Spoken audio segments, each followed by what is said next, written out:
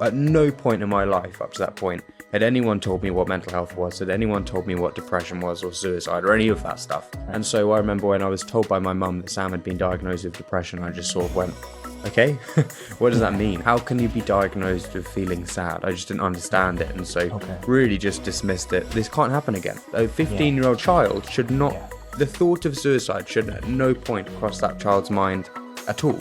For a child to be thinking about that, I think is just so avoidable and so preventable. The mental health awareness is not going to solve this problem. It's going to help reduce stigma, but it's, at the end of the day, it is tangible policy from national and local government that's going to make a big difference. For example, improving the curriculum in schools, improving the training that teachers get, improving sort of solutions within the NHS and funding for the NHS departments that are connected with this issue.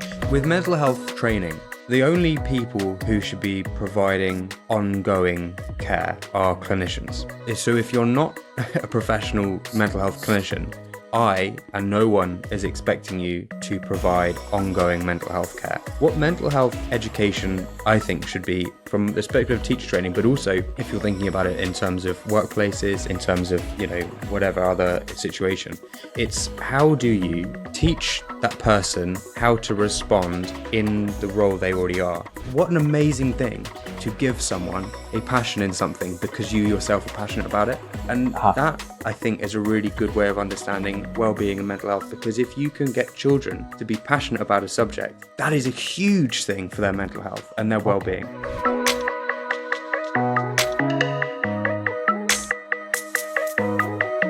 Every leader has a story to tell, and the Safe Leader podcast uncovers the diversity story behind leading figures championing change to make our world a better place.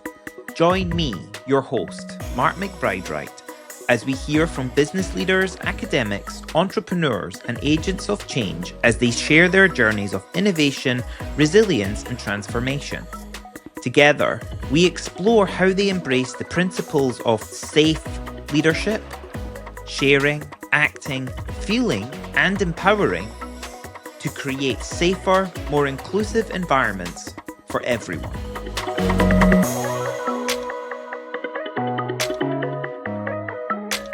Welcome to the next episode of the Safe Leader podcast. I'm your host, Mark McBride-Wright, and today I am delighted to be joined by Ben West, who is one of the UK's leading mental health campaigners, speakers and policy influencers. His advocacy began in the most personal of ways.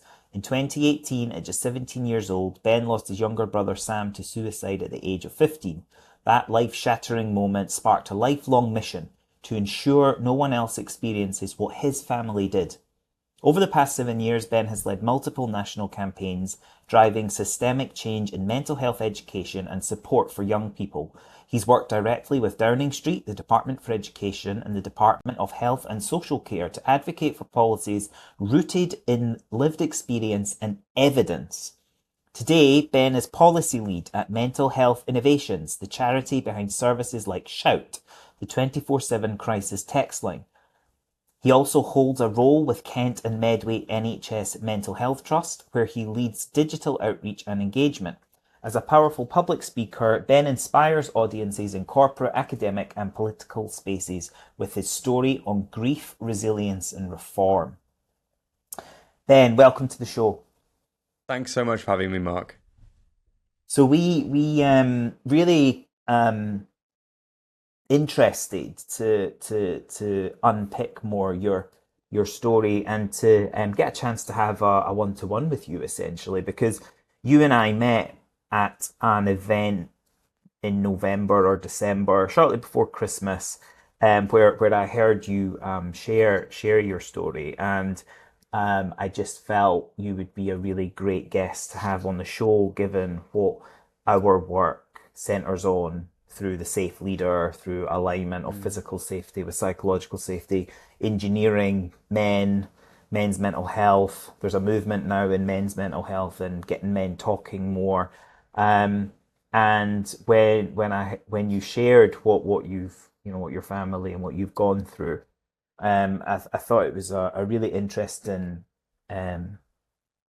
fire, I guess, motivation that guides what you do. So tell us a bit about you and the work the your origin story, I guess, for the work that you do now. Yeah, I mean, it's a lot of work that I do now, and it's quite funny really to think about how everything's turned out because this was not my plan in life at all. This is Okay. so far away from what I thought I'd be doing.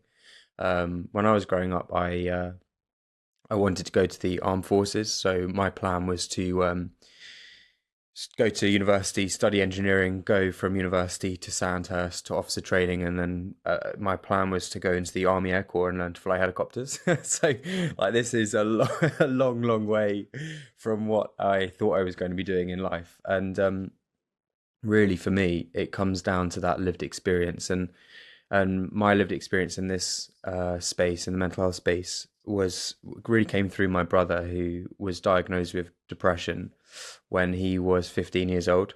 So I was 2 years above him. So I was 2 years older than him. So I was 17 when Sam was diagnosed. And really, I got to see what that was like as someone that had never been told about depression. At no point in my life up to that point had anyone told me what mental health was, had anyone told me what depression was or suicide or any of that stuff. Right. And so I remember when I was told by my mum that Sam had been diagnosed with depression, I just sort of went, okay, what does that Yeah. mean? How can you be diagnosed with feeling sad? I just didn't understand it, and so Okay. really just dismissed it. Never spoke to Sam about it. And then a few months later, in January 2018, Sam took his own life and died at the age of 15 years old. And that was obviously horrific for a whole selection of Yeah. reasons. Losing a brother is pretty awful. Losing a brother as a child is pretty awful. And losing someone to suicide is pretty awful. Yeah. And I also had the pretty horrific experience of finding Sam with my mum and then having to provide CPR and first aid for about Right. half an hour. Okay. So there's an So inherent trauma within, the trauma yeah, of that was that as I think well. actually the trauma of what happened was by a long way the biggest impact it's had on me. I can imagine. Obviously the grief is just horrific, and but I think in terms of actual effect that I can Yeah. name, that the sort of hallucinations and panic and the real, like, because I was still a child when this happened, the real, like, long term impact that Yeah. that has. So that experience, I guess, for me, really, suddenly I realized what it was Sam was going through and how serious it was. Um, I've got an engineering brain. I went to uni to do engineering. I ended up leaving that course to do the work I'm doing now full time. But I have an engineering brain. I like fixing things. And I remember looking at what had happened and really sort of interrogating all the different aspects of Sam's Yes. care, his education, and really understand, like, what actually happened. And I guess part of that was for my understanding, but part of that was this can't happen again. A Yeah. 15-year-old child, a 15-year-old boy, 15 a child should not. Yeah. The thought of suicide should at no point cross that child's mind at all. I mean, Yeah. obviously, suicide is a tragedy for anyone of any age, but for a child to be thinking about that, I Yeah. think is just so avoidable and so preventable. So I really went and And sort a of learnt waste. lessons such a way, and Yeah. and obviously, when I'm so connected to it, and I know I've taken on injury, so much injury from what happened, and it's affected me so much. You look at, when I've got bad days and really struggling, and you go, this is so avoidable. Mm. And so I've gone through and sort of pinpointed some things that could have been done differently.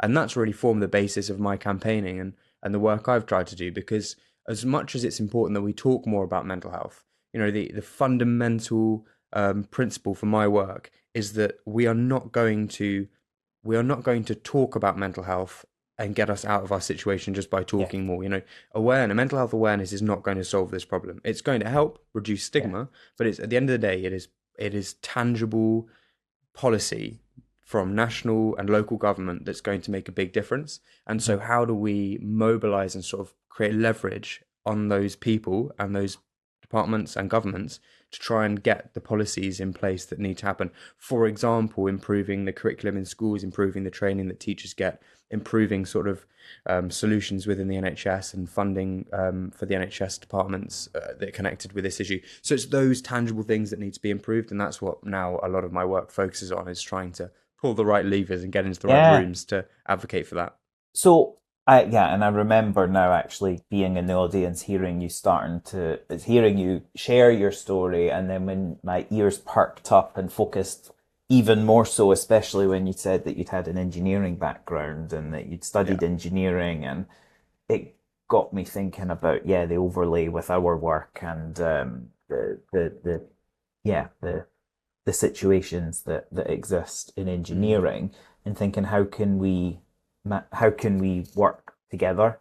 How can we support one another's causes and the advocacy work? So what have you been, you listed there some of the examples of what needs to change, and I am in complete agreement with you. We just spend too much time postulating, talking about things, theorizing on what we ought to do, setting up baseline reviews of the way things are now so that we can review in X number of months' time whether or not the thing that we're talking about doing actually has any impact. It's just a lot of time, money, and energy wasted, in my view, on not doing stuff, talking about doing stuff. So what are some of the tangible systems, national level things that you feel need to happen, and then all the way down to the everyday, day-to-day interactions that our listeners can do? Oh, it's a really good question, and I wish I could just say exactly, give you a recipe for what we need to do. The thing is, and this is, I think, where the engineering is really important, and from my point of view, I'm so glad I did go and do engineering, because it's given me such a analytical and very outcome focused now. With what I do. I'm very like, this is the evidence, now what do we do about it, rather than spending time working out the process. So I think, from my point of view, my headline campaign that I've spearheaded for the most time over these last 7 years is around teacher training. And this is a really good example, I think, of what I think needs to change with mental health, is that we're very quick, and this is a sort of symptom of the way that our government and politics is designed, but we like to do big headline announcements and we want big headline changes. So it's much more of a sort of display of change to go, we're changing the curriculum for children and now teaching them about mental health. But actually, like, sometimes when you do those big headline changes, you miss small steps. So my campaigning and my work has always been about, let's not try and go for the headline change. What is the really boring, important, small changes that need to happen to enable those big changes to actually work? And I think with mental health, we get far too caught up in the really exciting big changes, and there's not really an appetite for the small, boring stuff. And what's the small, boring stuff then? Well, when you say small, boring stuff, what do you mean small, boring stuff? So it's stuff that is really, so I guess because so much of the pressure for mental health change comes from the general population, a lot of the announcements are designed, or a lot of the changes are designed and sort of argued in a way that is understandable by the general population. And so what we see, a lot of the campaigns and a lot of the changes are quite obvious and big, but actually big what numbers, really needs to happen, big scale, big change. So and this is a good example, is let's teach children about mental health. Woohoo. I mean, there's not a single person I can think of that's really anti that across the political spectrum, right? But in order to do that, I knew when this was happening that this was a fundamental mistake, was that we weren't also looking at the teacher training curriculum and starting to think, are we training teachers in the correct way? So my campaign from 2018, so very shortly after Sam died, was that we need to be reviewing the initial teacher training framework and making sure that before we do anything around schools, that actually we're making a really good baseline of understanding amongst the teaching profession. And at the moment, that is, it's only last September we managed to change the teacher training curriculum to include mental health in some way. Before that, it had never existed on that framework ever. So I guess my argument in mental health campaigning and in mental health change is that a lot of the devil's in the details, and unfortunately a lot of the really important stuff is also really boring. And so What? trying to mobilize people around a campaign for initial teacher training is very difficult, because the Yeah. initial teacher training framework is a very, very, very boring document. Yeah, but yeah, yeah. it's so important as a foundation for all the other really exciting change that we want to see. And so that's really my approach to campaigning, is taking a step back and going, what is the most important thing? You're preempting the barriers that are going to crop up further downstream if your starting point was to be this highly energized, high impact campaign. Everyone agrees in principle it's important. Right now, let's look at the mechanics of it. And then your stumbling block is the fact that teachers don't know the language or don't have the confidence, feel like they're blurring the lines between being a counsellor versus a triage versus a conduit for learning, and therefore it just gets murky and difficult, and let's just avoid it. So the big thing that you've put a lot of energy in trying to advocate and get collective consensus on doesn't actually manifest because it gets a roadblock like further downstream. So you've thought ahead of that. So that's your engineering brain coming in, isn't it? You've thought ahead of that and thought, how do we remove subsequent roadblocks so that we can help this big target metric be achieved? How then, in the success of that first campaign, did the teacher qualification, the teacher training document get, because my own kid, I've got two kids who go to school, and they do PSHE or PS, I forget the acronym, but they learn about mindfulness, and they learn about growth mindset, and they learn about respecting care and thinking about others, and reflecting on your feelings, and they use mood charts to look at blue, green, yellow, red if you're angry, whatever. So they're, where then in that domain of how I've experienced it as a parent, through getting updates from what teachers are doing with my kids, where then does how we need to talk about mental health in your view then fit into that? Or is it already happening, but it's just not in-depth enough and age-appropriate enough? I don't know. Yeah. So I think the addition of mental health on the curriculum for all key stages is fairly new. I think it first came out in 2019. It was first added to the mandatory, the statutory curriculum. So it's fairly new. I mean, the impact of that is, I would say on balance, really, really good. Like, we're seeing that children have much better emotional literacy.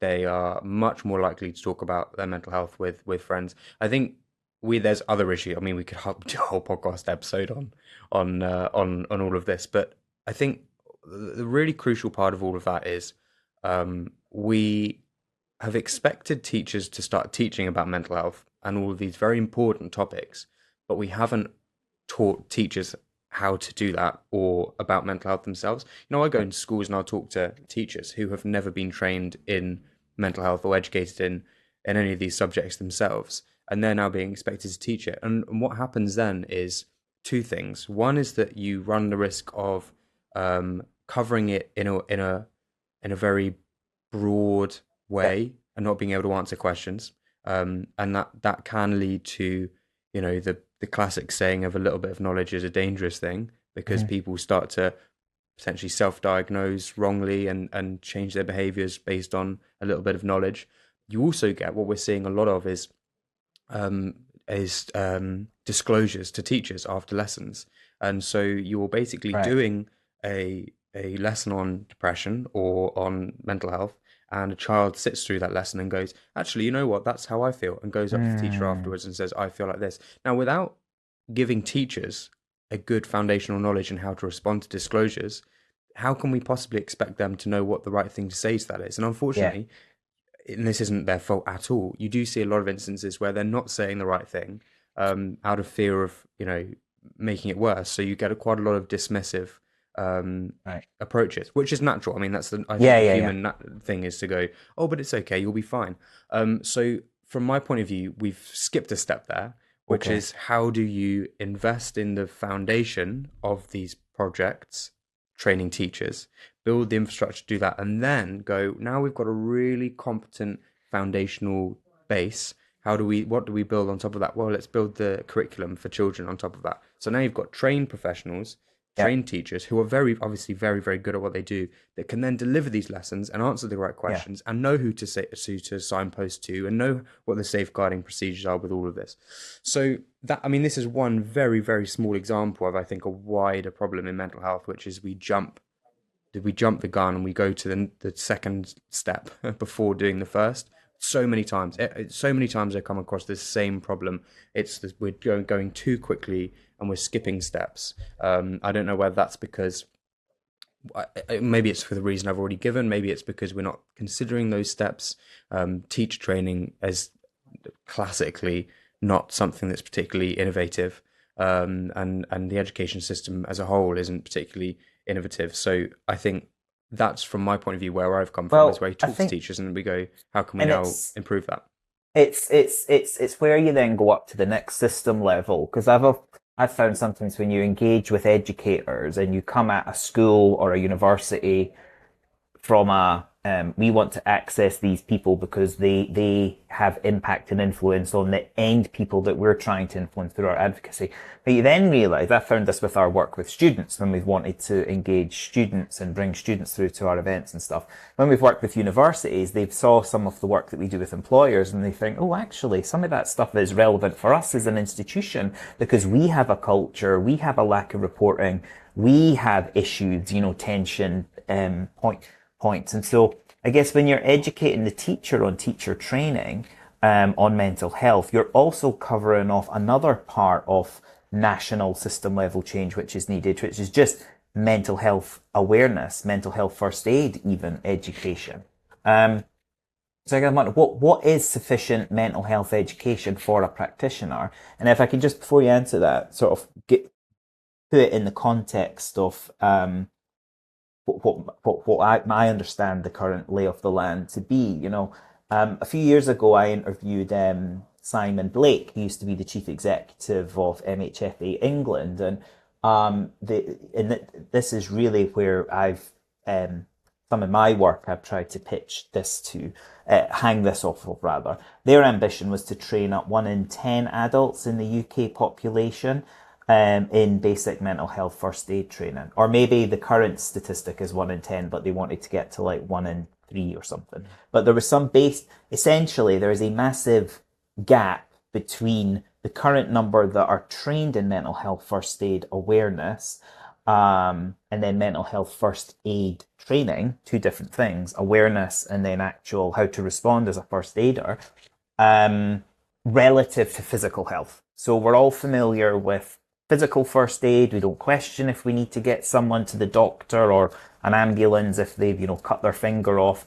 We are not going to accept liability we don't expect ourselves to have the skill set to get the finger back onto them, but we appreciate they do need help. Whereas there's more blended confusion. There's more confusion around mental health first aid. We think we're the counsellor and we accept the risk of their subsequent actions if we say something that takes them down the wrong route. And therefore, that's when the deer in the headlights reaction gets activated and you're like, and you just get dismissive or you palm them off or you don't really properly respond. So the couching that in the context of what needs to happen nationally to bring, this was one of the outputs from our masculinity and engineering research the first time round that we done, where we had over 800 respondents of engineers, and 1 in 5 engineers reported losing a work colleague to suicide, and 1 in 5 also reported suicidal ideation or self-harm personally.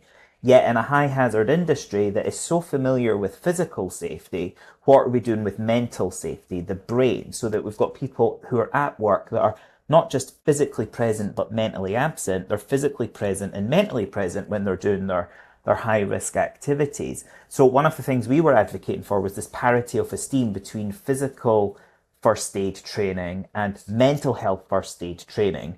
Because at that point, I don't know if it's changed much, there was no legal requirement to have trained mental health first aiders on site. There is on physical first aid at a certain ratio depending on your site size or the floor space that you have in your office, but there's no legal requirement from a mental health first aid perspective. So if there's no legal requirement. Organizations aren't going to invest in it. They're not even going to invest like awareness training, like the half-day training course that you can do.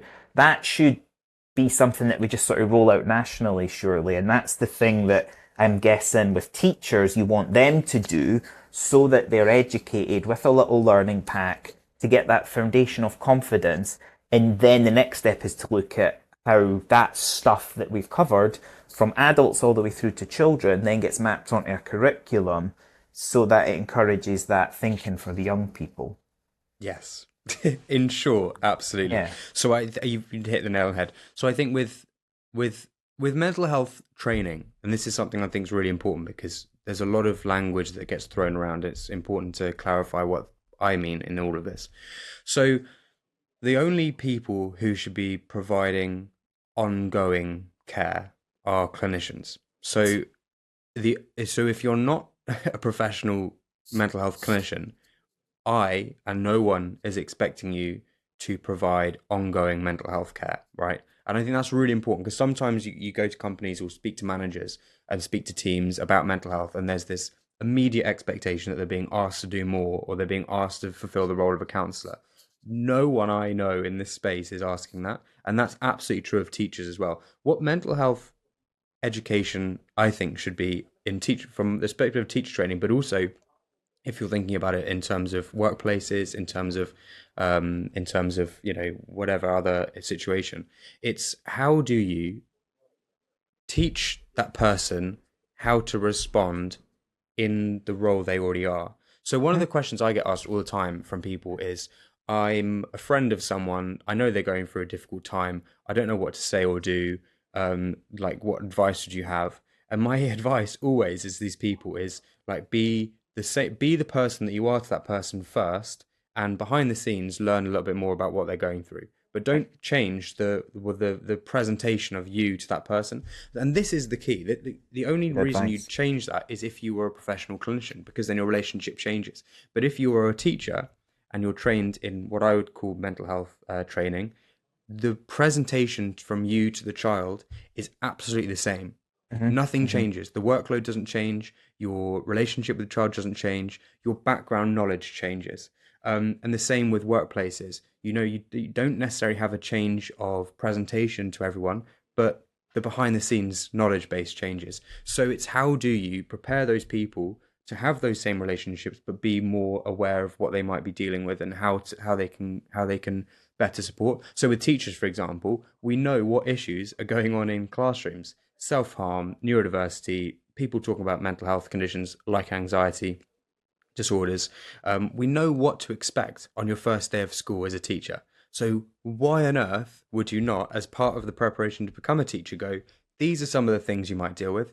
This is some of the things you might come up. These are some ways that we might deal with it. And this is a bit of background as to why children might behave like that. So a little bit about child development, a little bit about some of the things that are going on and the best way of dealing with those. I mean, it's very simple stuff because essentially you're not training mental health professionals. You're training people you're basically just giving people some background knowledge. And that's the difference between what I'm saying and what mental health first aid training is, which is a little bit elevated in terms of there's a presentation change because now you're stepping into a more clinical, more professional, because you've got that certification, that clinical certification or qualification. And then obviously there's another step up to clinician. So what I'm talking about is the absolute baseline, where presentation does not change at all. Role doesn't change at all. But what the knowledge base that you're stepping into that role with changes and improves.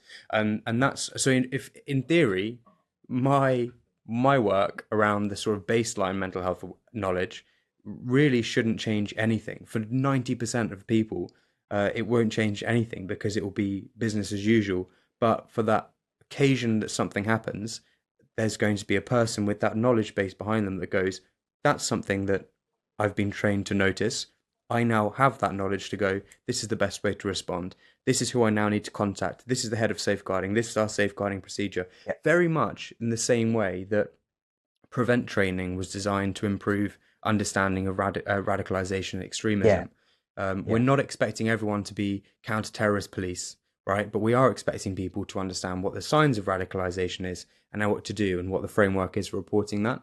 So Yes. that's that I think in mental health, what we need more of is Right. for that baseline knowledge. Maybe baseline. Okay. And we also then, if the byproduct of that is culture change, because if you mass educate people on the baseline knowledge, you also have a culture and a society that is highly competent in this understanding. So and also leading on from this is with companies and businesses. I get asked all the time about solutions for mental health. I work with companies on sort of well-being strategies and things like that, and it's absolutely right that we should be training mental health first aiders to have that professional, higher trained point of contact.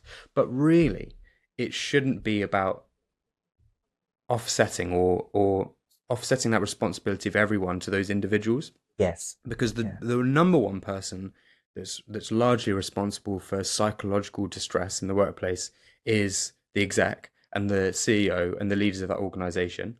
So that's the most important thing to get right, is actually how the organization works. Yeah. Because let's face it, most people that are struggling at work, usually when they talk about what's causing them stress, talk about work related decisions, Yeah. like pay and flexibility and things like that. So Yeah. at the core, that's a lot of what people are struggling with. Then you've Okay. got the mental health first aiders, but I do think really it's about trying to upskill and educate everyone, not Yes. Yeah. just not just relying on a few people, because that has been the government. And the reason why I started campaigning around teacher training was the government target was to train one member of staff in every school in mental health first aid. And that's important, but Yeah. what that was, how that was perceived by schools was that is your target. Okay. So once you've reached that target, you're done. You're Yeah. considered good at this. My argument has always been there's no limit to how much Yeah. Yeah. Yeah. training will be You useful. need So how do we? much shallower, um, broad awareness. You need awareness training to the masses, to everyone, really. Yeah. Where I was thinking then, where can we put, if you think about existing touch points that already happen then with students, where you can bring in the positive sides of mental health awareness and being connected to your mind and thinking about your well-being holistically. If you think about STEM engagement and STEM engagement activities, you know, is there, like, if I'm running a STEM engagement session, I don't know, I'm going to get a group of year 3 kids to build a bridge with some building blocks, and we're going to put weights on them to see how many weights it can take until structural failure.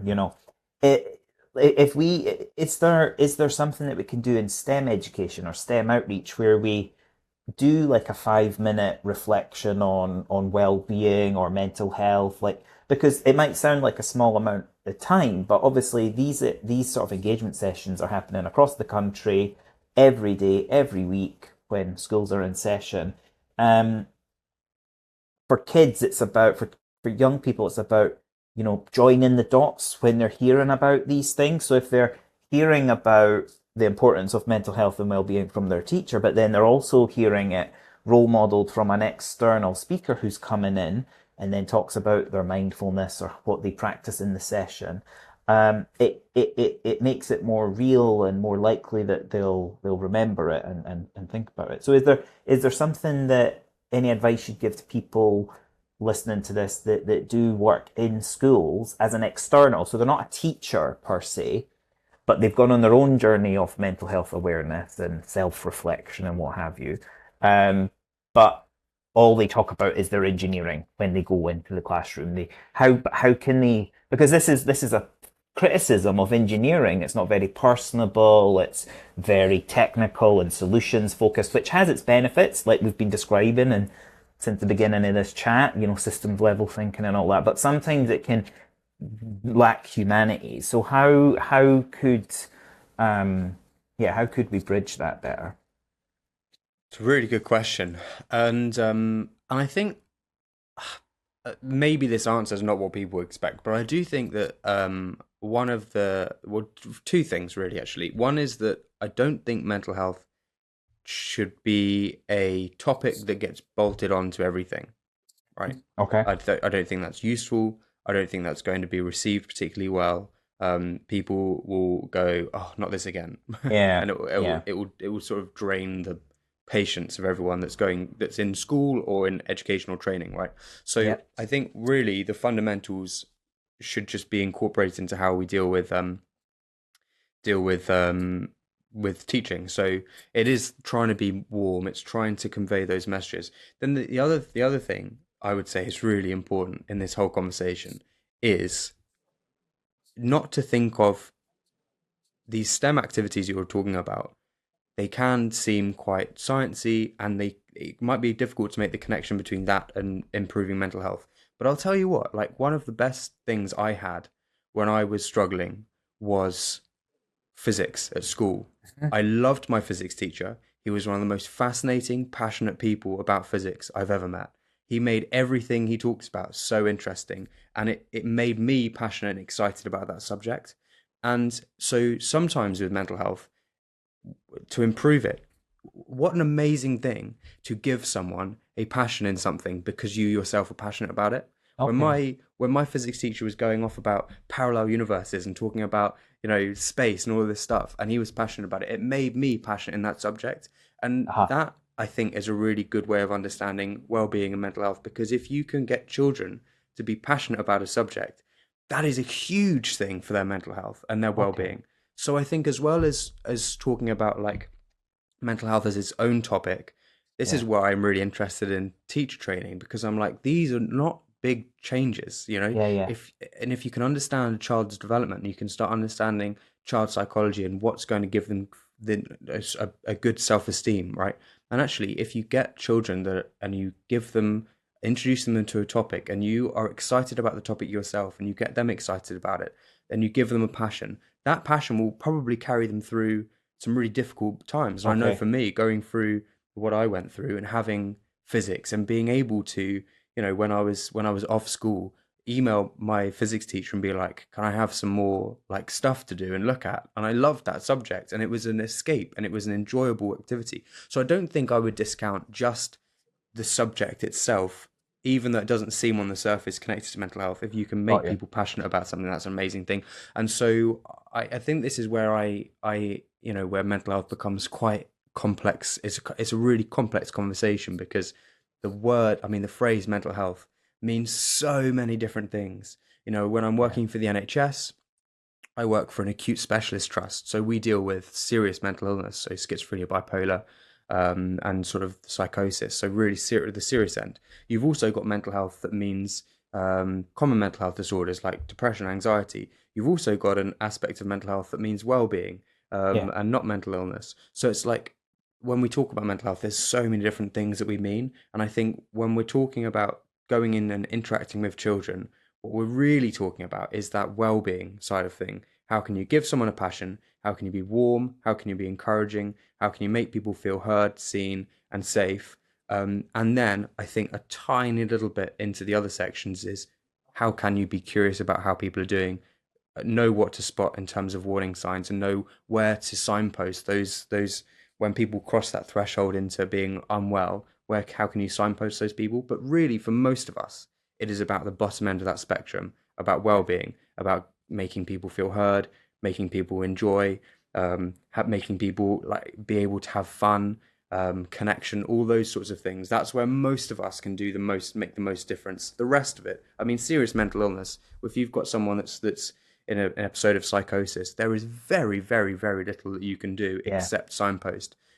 If you've got a child that's maybe a little bit lonely, and you're going in and you're teaching about introducing, maybe for the first time you're introducing them to computer science Hmm. and coding, and they love it, and that is a huge impact on that child that you've just Yeah. done. You've given them an interest, and that's amazing for Yeah. self-esteem. And so I think really it's about not giving us the responsibility for everything, but understanding where our responsibility lies. And actually, for a lot of us, it's just in that bottom part of the spectrum, but knowing when to signpost up. And I do think if we take children away from it for a moment, as you get into the adult workplace area, I'm just reflecting on what you said about your experience. You were able to give Sam CPR or start doing, that. Not everyone has ABC training. I do. I did it. I used to do life saving competitively as a sport. We used to do incident management every week. We'd come onto the poolside, we'd have 90 seconds to rescue all the casualties in the priority order based on who's most at risk to least at risk. Land simulated incidents, we'd do the same thing. We'd have the mannequin there, we'd have the people who had simulated injuries around us, and we'd have to like respond, simulation practice and then confidence building. People don't even get taught like ABC, physical first aid, emergency response sort of training. And then I think when it, so I wonder if there is a better uptake on MHFA training, mental health first aid training, um, and more adults, like that ratio of 1 in 10 is met, or 1 in 4, whatever the target is, like, so more people are familiar. If then the confidence to intervene at the point when someone is at the point of crisis, or using language that insinuates like maybe certain actions that they're going to take, people can then tune into it with confidence, and there's then an earlier intervention, and it might bring down the rates of loss of life due to suicide.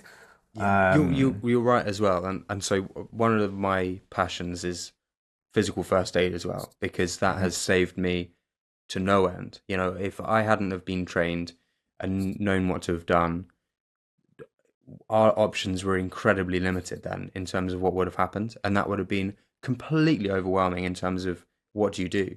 So Yeah, that was one of the best things and that was from Army cadets, right. learning first aid. So that was absolutely amazing. One thing I would say about all of this is that we're in a bit of a culture in the UK where we expect, particularly in workplaces, we expect to be told what to do when it comes to Yeah, physical first aid and mental health first aid. And what I mean by that is we wait until the company sends out an email that goes, would anyone like to go on a mental health or physical first aid training course?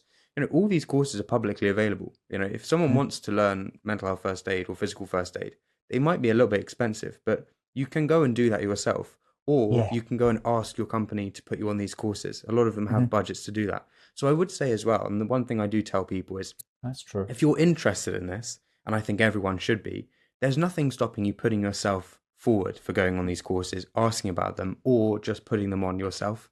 So I think that's a bit of a myth, or not necessarily a myth, but a misconception about all Yeah, these first aid courses, is that you have to be asked to go on them. That's yeah, yeah, absolutely yeah. not true. And I'll actually, physical first aid, from a physical first aid point, there's a lot of very cost effective courses that you can go on.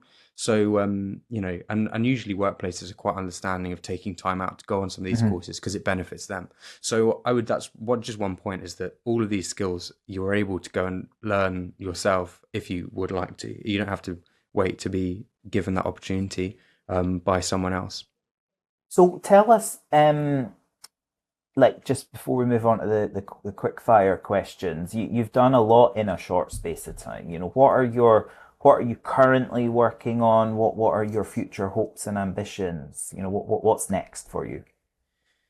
What am I currently working on? So really, the teacher training campaign is doing really well. The Department of Education are launching a review of initial teacher training and early careers in 2027. So at the moment, we're working towards that. So working with the Department of Education to understand what they most would benefit from in terms of data and insights, gathering the sort of support for that. Um, Outside of that, obviously, like you said, I'm working for Mental Health Innovations, the charity. So really trying to use data and insights from from across the mental health spectrum sector, to really plug in data, which is seriously lacking in this sector. By the way, I mean, mental health data is just a long, long, long way behind what it can be and what it should be for policy change. So really, there it's about improving data across mental health and understanding, and then plugging that into government. So I'm, in meetings with government all the time, National Suicide Prevention Task Force, the emerging means. With the Department of Health, working across government to try and plug in good quality data into them so they're informed. Particularly, I think what's interesting is, being in the charity sector, we have a lot of leading indicators. So Right. Like I said at the beginning, government relies a lot on lagging information, so NHS Mhm. reports, even the near to real time suicide statistics that's Yes, done. from the That's still ONS. about, yeah, Yeah. it's about 3 4 months behind Oh, real time. interesting. So Interesting. even the real time data set is about 4 months lagging. Oh, So, interesting. Right. it's how do we now improve that reporting so that real time actually means close to real time. Yeah. That's what I'm working with there. And with the NHS, it's about trying to better embed lived experience, so patients, carers, staff, in the Yes. strategic decisions of the trust. So when a trust says they want to improve the community mental health framework and how we deliver community care, instead of going, let's talk to this psychiatrist who's going to lead the project and determine what the outcome is, actually beginning with what are the needs of patients? What do you think? What would you prefer? And really bringing them along for the um, whole journey of developing those new improvement projects. And that's something I think is one of the things that's Is that massively missed in mental health. is that something you're doing as a pilot in like Kent and Medway, I think was referenced in your, or is this something you're working on it with a committee to kind of be rolled out nationally or yeah. So that's just through my job with Kent and Medway Mental Health NHS Trust. So that's the work I do with them, is to try and Right. improve, and we're really trying to improve how we involve people in that process. And typically with the NHS, it's quite difficult to do. But I obviously come in from a point of view of going, like, I'll only accept the absolute best, and so Yeah, it's, yeah. I'm not scared to, and neither is the people I work with, scared to sort of throw a weight around and go, it is absolutely not okay to make decisions about improving someone's care or strategic decisions without basing it on what people actually need and want, and Yeah. including them in the design process. So really, my job there is to champion that and make sure it works.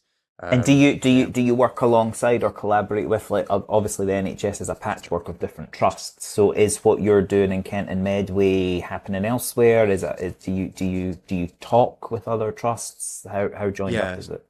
it's very joined up. So there's a statutory requirement for NHS trusts to do co-creation or lived experience informed decision Right. making. So every trust has to, by law, do that. Obviously, that's quite a low threshold. So we're trying to go, what would be the best? How do we do this? What's the absolute best way of doing this? And try and do that rather than just do the what's legally required. So every NHS trust will have some element of sort of community engagement, that sort of thing. And actually, a lot of them do very good jobs. Some of them don't do such good jobs. So yeah, we're talking to all of them, trying to work out how it's done well, how it's not done well. It's very difficult. I mean, engagement with communities is a very difficult thing Yes. to do well, right? Yes. Because you've got an Yes. enormously diverse group. Obviously, with mental health, you've got a very vulnerable group as well to deal with. Yeah. So it's a really challenging problem to solve. But if you do it well, the quality of improvement projects massively improves because you've understood the problem to begin with. Which if you rush into sort of professional decisions and CEOs making decisions, then you might actually design a solution for a problem that never exists, or design Yeah. the wrong Yeah. problem for the wrong solution, the wrong solution to a problem. So that really love that work there. Interesting. Do you ever get to the point where, or have examples where you can quantify budgetarily? I don't even know if that's a word, I might have just made it up. Like how much you've helped save by virtue of this new initiative or this new program because you've avoided people needing X, Y, and Z support services from the trust. They're now doing this activity. Yeah. It's helped boost resilience or boost well-being, because when it boils down to it, people like knowing costs saved, costs avoided. Massively. So this is where, yeah, absolutely. So health economics is a Yeah. massive area of statistics that's really for any policy change. Government. I mean, essentially, with the Treasury, if you want money from the Treasury to spend on projects, and this is now talking outside the NHS because obviously they do a Yes. lot of their own analysis. But if you want policy change, um, what I say to people in mental health campaigning, and I think this is a good point to make more widely, is if you're campaigning on an issue and you want investment in an area, what you're not asking for is for the government to invest in that area, and there's no side effects. What actually happens in reality is if you want to improve spend on mental health in the NHS, for instance, the argument you need to make is based on the fact that you are really arguing for money to be taken from somewhere else. So you Yeah. have to be absolutely certain that what you're asking for is a good use of that money, because you're not asking for money, you're asking for money to be taken from somewhere else. And Mm. so, absolutely, if you're the Chancellor and you're in the Treasury, you're not going to make decisions without knowing the cost analysis of it. So Hmm. having a good statistical understanding of health economics is really important. Interesting. There's lots of ways of measuring that, and if you look on some of these data, on these reports, you'll see that all sorts of institutions have very different estimates for the sort of um, life year cost of mental illness, Yeah. for example. There's all estimates. But what's a really interesting activity, which I'd love to get to a position of doing, is actually doing a bit of a meta-analysis on all of those different estimates and mapping like what sort of average cost people, what is an average estimate for the cost of 1 year of mental illness on the economy. And so then you can start to really understand when it comes to policy suggestions, is going, if we can prevent 1 year of life lost to mental illness,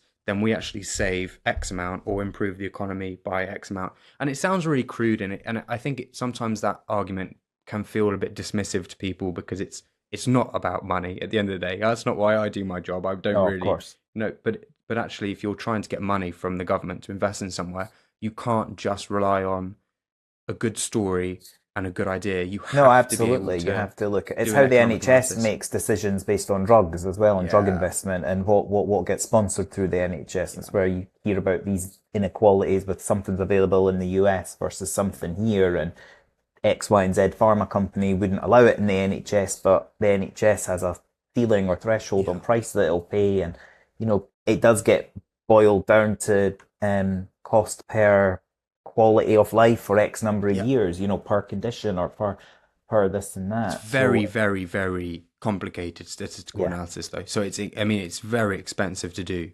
Lots of people do it, but it's a very time expensive, cost expensive analysis. But then on the other side, incredibly important as well for those yeah. decisions. Absolutely. That analysis that you described sounds like something you could maybe partner with a research institute or a university on, or maybe get some initial funding for. Definitely. And if anyone out there is doing a PhD or something like that and wants inspiration for something that would be very useful, that is an area where we really would need more information, I think, Okay. is the cost analysis. Okay. Quick fire question round. Are you ready? Let's go. Right. What's one myth about mental health you'd love to bust? That being unwell is a sign of weakness, or someone deserves to be unwell. Very, very commonly, it is luck. It's genetics, it's biology, it's upbringing. It's something that is completely out of your control. And actually, most people that have a mental illness are fairly strong. I mean, it's a horrible thing to have to deal with and takes a huge amount of strength. So that's one myth. What's a favorite quote or line that you turn to in difficult times? Oh, that's such a good one. I would say that. I mean, I love a bit of Winnie the Pooh. most Ah, of most of okay. those quotes are absolutely great. Oh God, when someone asks you a question, you can't think of anything. I would say the Charlie Maxey book, Boy, the Mole and the Horse, where the Yeah. horse asks for help, and it's like that's the strongest thing, bravest thing you can ask for is for help. Yeah. Yeah, yeah. I know there's a nice animation that goes with that as Yeah. well, isn't there? What's a campaign or cause you admire outside of your own? Oh, that's so good. So there is a charity called My Life My Say. They are a political engagement, a youth political engagement charity. They're trying to improve engagement politically amongst young people. Okay. Absolutely essential, because if we want good government, you have to have involvement of young people. And unfortunately, so many young people I talk to feel so disenfranchised and so unable to effect change. And their whole strapline for their charity is, if you don't do politics will do you. And I Mm, think it's exceptionally well run by a friend of mine, Dan, and it's a brilliant initiative. okay. Public speaking, nerves or excitement? excitement. You know, telling my story and talking about this stuff, it's difficult, but it is the I just feel a huge sense of purpose for what I do, and Yeah. I find it difficult to talk about, but I absolutely love it. I love it telling the story. What's your safe space? Running.